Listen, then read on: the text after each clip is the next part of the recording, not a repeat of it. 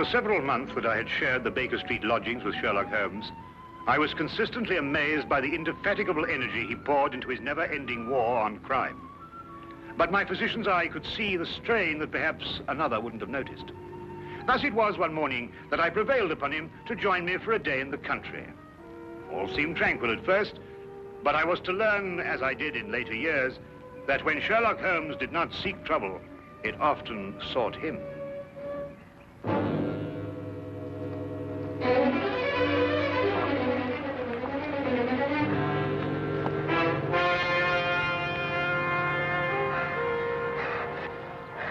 Help her. They may be coming. Steady now, we'll have you all right in a minute. What's happened to the young lady? Who are you running from? Stark. Carroll. They tried to kill me. Out now, Holmes. Perhaps we'd better get them to London, eh? My very thought. The young lady is uninjured, but she's suffering from a deep state of shock. Come along. Oh.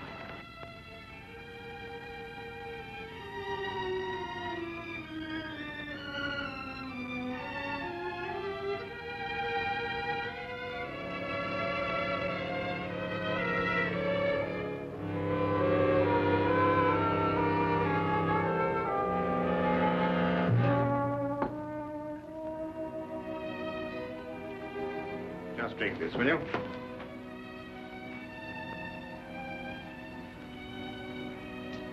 Better now? Much, thank you, sir. Will she be all right, Doctor? Oh, yes, I think so. Twice last night, she saved my life. Who is she? I don't know. We only met last night. I'm afraid she's mute.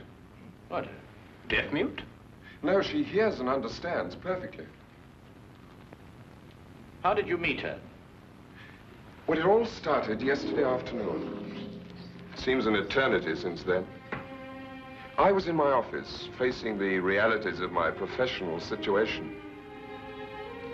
I suppose that everyone finds his first venture into independent business to be a dreary experience. After a year of it, I'd about decided to admit failure and seek employment with some recognized firm. It was at that point that I received a client. Mr. Hatherley? His name was Colonel Lysander Stark. Had I known then what horror he was bringing into my life, I would have strangled him right then and there. Frankly, Mr. Hatherley, the commission I have come here to offer you deals with a matter of extreme secrecy. I have gone to some lengths to acquaint myself with both your professional and your personal qualifications. Personal qualifications, sir? Yes. I know you to be an efficient hydraulic engineer, but also that you are a bachelor, an orphan, and that you reside here alone in London. Why, that's very true, but I'm afraid I don't understand. You shall when I explain the assignment. Do I have your word that our conversation will go no further than this room? Of course, sir. I shall respect your confidence. Excellent. Well, then. Does £50 for a night's work appeal to you? £50? I note by your expression that you suspect some illegality. Let me set your mind at rest on that score. Exactly what you want me to do? To repair a hydraulic press, Mr. Hatherley. A rather large hydraulic press. Well, that hardly seems unusual.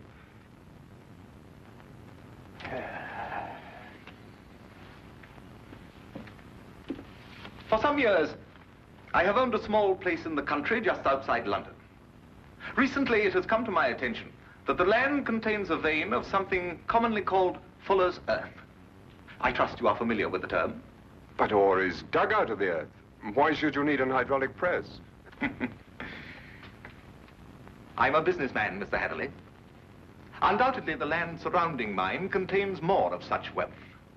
I hope to use the income from my own discovery to purchase my neighbor's land cheaply before he discovers its hidden wealth.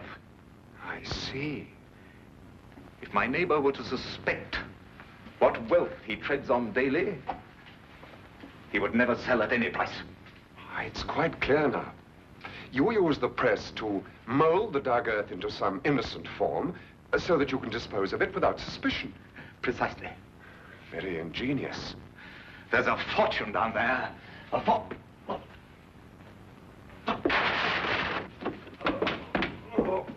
Is anything wrong? What is it, Colonel Stark? Can I get you something?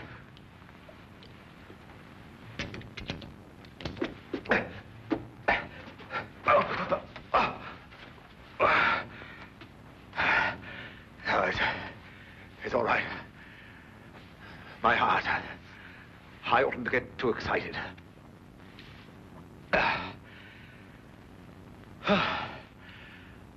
Well, I've put my trust in you, Mr. Hatherley. Do you accept the commission? When do I begin, sir? I promised to meet him that night. Last night, at Ayford Station. The time he suggested was quite late, 11:30. But he insisted that it would be less conspicuous. I freely admit that the money kept me from exercising a more natural curiosity at such bizarre proceedings. One point, sir. When we encountered you, admittedly you were in a highly nervous state, but you kept repeating that they were after you. Did this man Stark have a confederate? Yes, a foreigner, a man named Carrow. I was to meet him later that night. Go on. Last night I boarded the train to Ayford and arrived there a little past 11 as ordered. And Colonel Stark was waiting? He was. We drove for almost an hour, and then we stopped suddenly, and he almost pulled me into a darkened house. Stark muttered under his breath as he fumbled to strike a match. But suddenly a light appeared at the top of the stairs.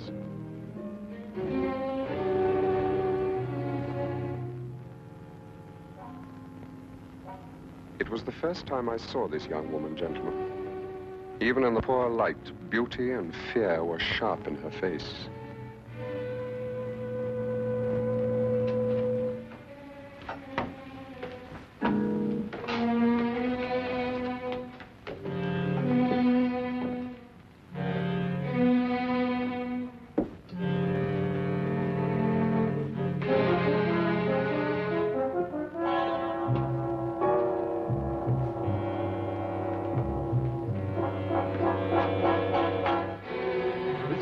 Is our housekeeper. How do you do, miss? She cannot answer you, I'm afraid. She is quite mute. I forgot to tell you that I have a colleague, Monsieur Carrow, brilliant mineralogist. I'll fetch him for you, if you'll excuse me for a moment. By all means.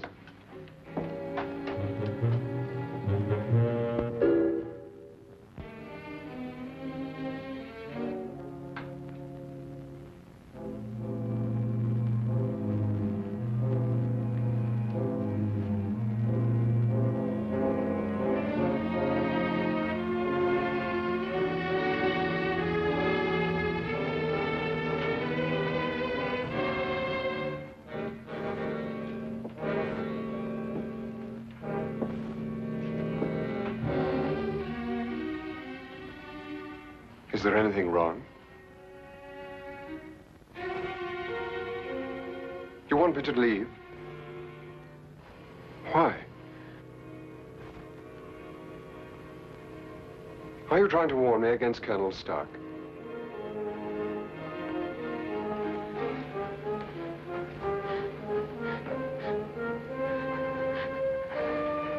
But why should I fear Colonel Stark? I only met him this afternoon.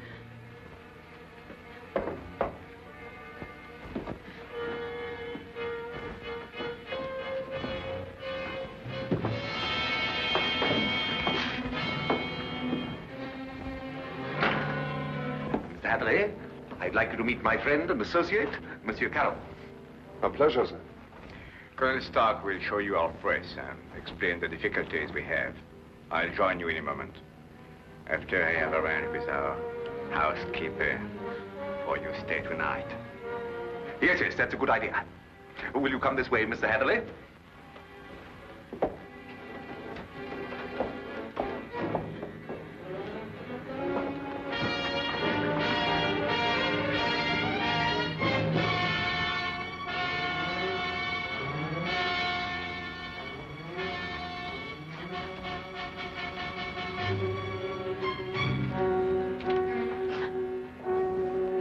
I thought you have learned better, my dear.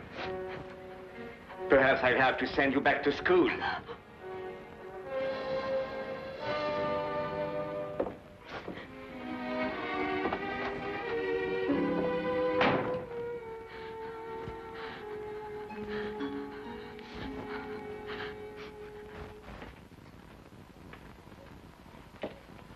Yes, in principle, this is the standard hydraulic press. Though I must say I've seen few as large. Indeed. And so it does the work of 4 ordinary presses. I think I told you that time is my greatest foe.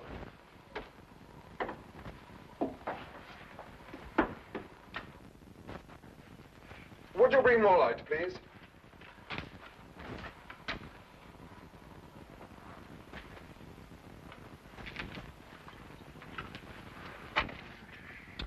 Wood. Concrete would have given you more support. Are these walls reinforced from the outside? Ah, Bruno. I was just about to explain to Mr. Hatherley that all the walls except the one he is examining are reinforced. However, There's no trouble with the walls. It's in the machinery.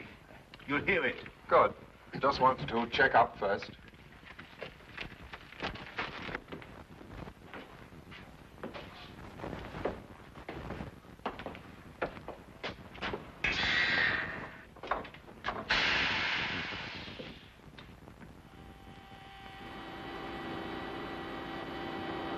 Now listen.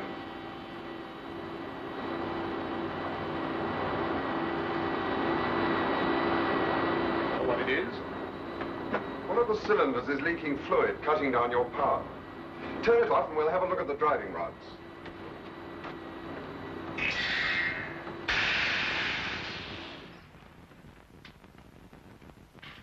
I knew what I was after, and the rest proved to be no problem. Of course. You knew by then the true purpose of the press. Not quite. Although I was sure it was not for making dirt brick molds. Much too large for that. But they'd lied to me so blatantly, I thought it best not to call them on it right off. Well, what were they using the press for? Fairly obvious. They are counterfeiters. They use the press to form the amalgam that takes the place of silver. So I learned during the night. It was naive of me to assume that everyone but myself was asleep, but I did.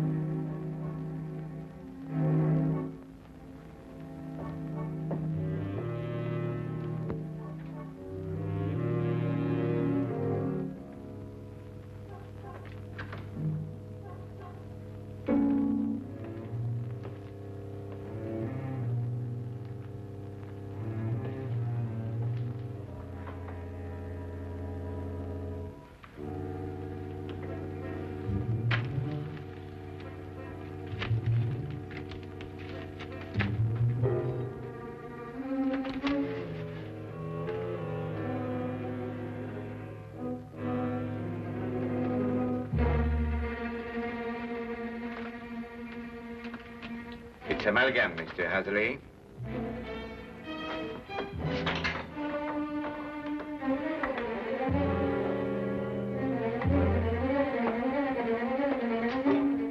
Carol, open up!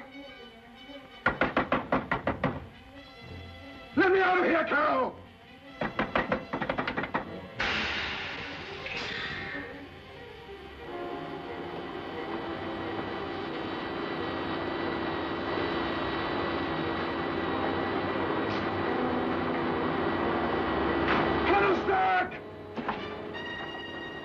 No one knew better than myself what that sound meant.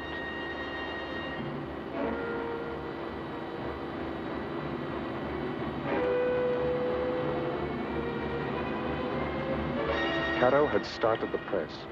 Within minutes, that cold ceiling would be down with a force capable of grinding me to a shapeless pulp. And there was no way in the world I could stop it.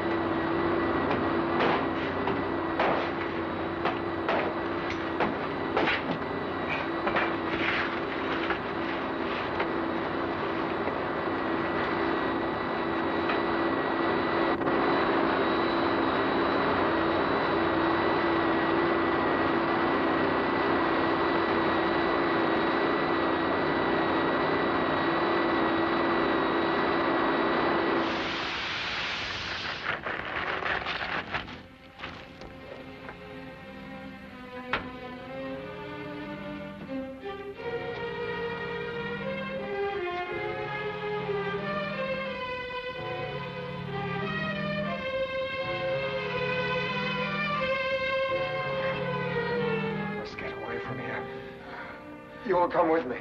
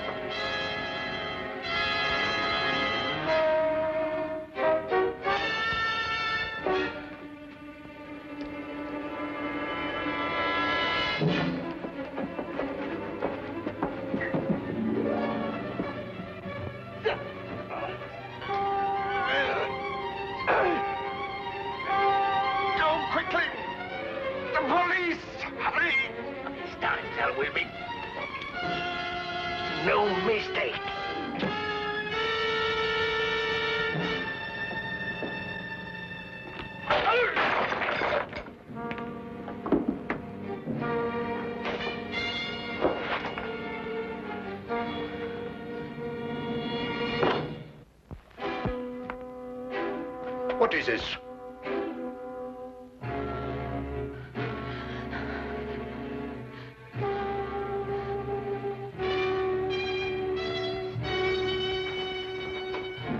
What's happened here? Bruno!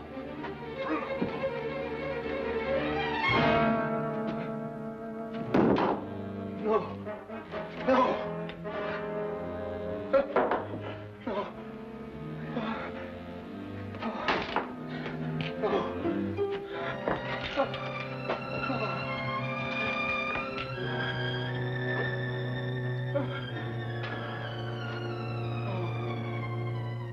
That's almost the last lucid recollection I have. I remember carrying her outside and plunging ahead into the darkness. Then you have no memory of going through the woods? Almost none. The next thing I remember, you and Dr. Watson were bending over me. Are you all right? She screamed. Did you hear her? Yes, quite clearly. Please, don't let them send me back. I can't bear it. There now. Brandy, Holmes, will you? There. That's right. You'll be all right. Here, drink this, will you? And Spencer. Now, tell me, do you know this gentleman? Yes, Mr. Hatherley. Oh, you can speak. Oh, why last night did you pretend? I wasn't pretending. I've been unable to speak for a year. Excuse me, Miss, Connors, Ruth Connors. Miss Connors. I gather that the events of last night gave you a shock, rather like a shock you received a year ago. Yes. When I saw the gun in Colonel Stark's hand, and it was pointed directly at me, a year ago, another young man visited us to fix the hydraulic press. I see. What do you know about this other young man? I was standing there, watching, when all of a sudden Colonel Stark fired his gun straight into the other young man's face.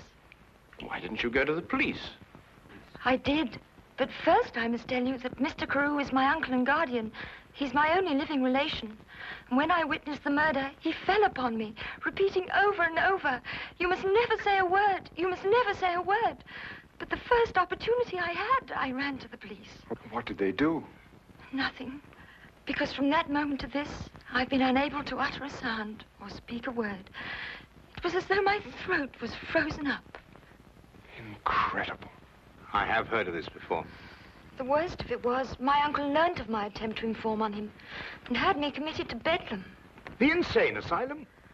I spent 6 long months there, 6 horrible, unforgettable months before they released me in his custody. After that, he forced me to do his bidding by threatening to send me back. Send me back to school was the expression he used.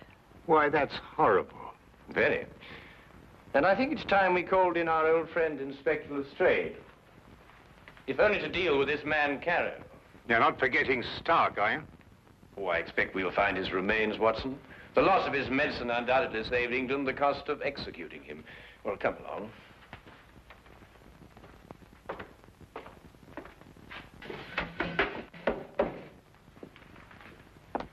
Now that young Mr. Heatherley tells us about neglecting the candle while he made his escape, I can place the blame for the fire. You sure it was Colonel Lysander Stark whose remains you found here? No doubt. Several articles of authentic identification, no doubt. Anything else? No, Inspector. Sorry. All right, thank you, Constable. Now where's Holmes got himself to? He just went down to the station. He said he'd be back in a minute. Look here, if Holmes thinks he can do... I'm sorry to keep you all waiting. Well, everything's settled, Lestrade? About as settled as it's likely to be. Stark's dead. Carrow's escaped. The only thing now is to go back to London and put out an alarm for him. Oh, dear. Now, tell me, what about the money? What money? Well, you know, the money they were making, the counterfeit. Have you found any? Well, no. Oh, I suppose Carrow took it with him. Well, the man would have to be pretty desperate indeed to even bother with real money, let alone counterfeit. What are you suggesting, Holmes? Miss Connors, the only carriage used here is the carriage that Mr. Heatherley rode in. Is that right? Why, yes, I think so. I see. And that carriage has been in the livery stable since last night. Thanks to an obliging constable, I found one of Mr. Carrow's footprints. But there was no trail of similar prints leading away from the house. Mark you, I didn't imagine that he would try and make his escape on foot. How did he get away, then? He didn't, my dear fellow. He's still in this house, hiding somewhere. What? Mr. Holmes, there's a cellar where... I examined that cellar myself. No, I mean the special cave they dug under the house to hide the money.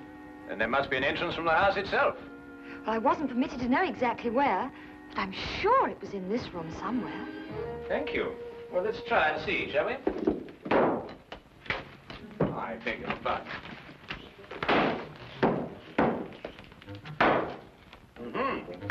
What have we got here?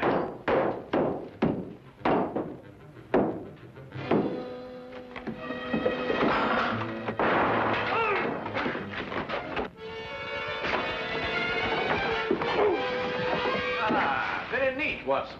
Oh, there wasn't anything to it. Now then, what have we got here? Oh, just nicked me, Doctor. Nothing serious. Well, we'll have a look at it anyway. Now, on.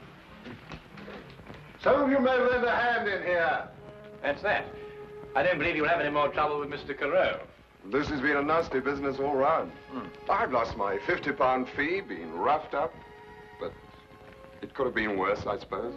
A good deal worse, my friend. For example, I believe this is yours. Mine. Yes. What is it? Your shoe, I believe. I recovered it from the press.